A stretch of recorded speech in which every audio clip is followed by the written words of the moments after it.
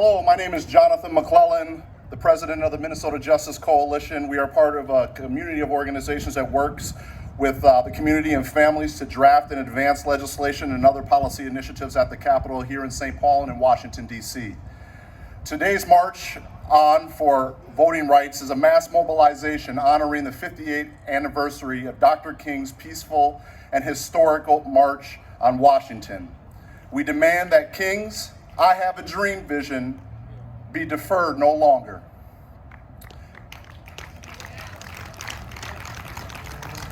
Today's demonstrations are not just about commemoration, but are an urgent demand that Congress pass legislation to protect African American voting rights.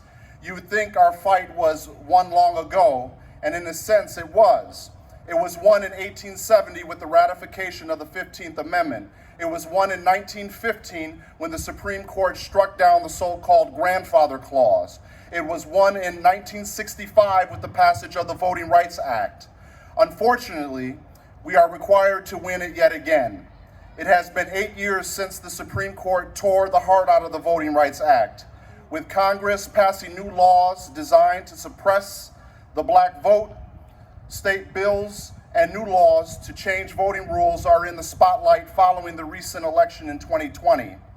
Some of the highest profile measures passed this year include the Republican-led bills in Florida and Georgia, backed by lawmakers who say new rules are needed to improve security and faith in the voting system.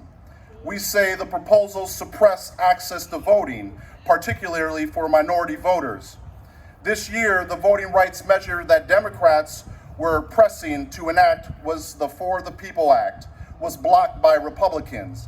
That legislation wanted to end gerrymandering of congressional districts, set mandates for early and mail-in voting, and increase transparency in campaign financing. Today, H.R. 4, also known as the John R. Lewis Voting Rights Advancement Act, which is sponsored by Representative Terry Sewell from Alabama and named after the Georgia congressman, this legislation presented and passed the House this past Tuesday. This bill seeks to restore a key provision, This bill seeks to restore a key provision of the federal law that compelled states with a history of discrimination to undergo a federal review of changes to voting and elections. The John Lewis Voting Rights Advancement Act responds to current conditions in voting today by restoring the full protections of the original Bipartisan Voting Rights Act of 1965, which was reauthorized by Congress in 2006, but gutted by the Supreme Court in 2013. In addition, Congress has failed to pass the George Floyd Justice and Policing Act, and Minnesota has failed to pass any substantive voting rights protections or any police accountability legislation, despite Minnesota being ground zero to racism, hate, and bigotry within our institutions of government. We have a problem. Some of our elected leaders do not see the humanity in black and brown skin. And you don't have to take my word for it. Our own lieutenant governor said Minnesota is not a safe for black people. One of the tools we have for change is the ballot. Give us the ballot. 1 in 5 eligible Americans is not registered to vote, due in many cases to out-of-date and rundown voter registration systems. We must monitorize these systems. The United States is the only major democracy in the world that requires individual citizens to shoulder the onus of registering to vote.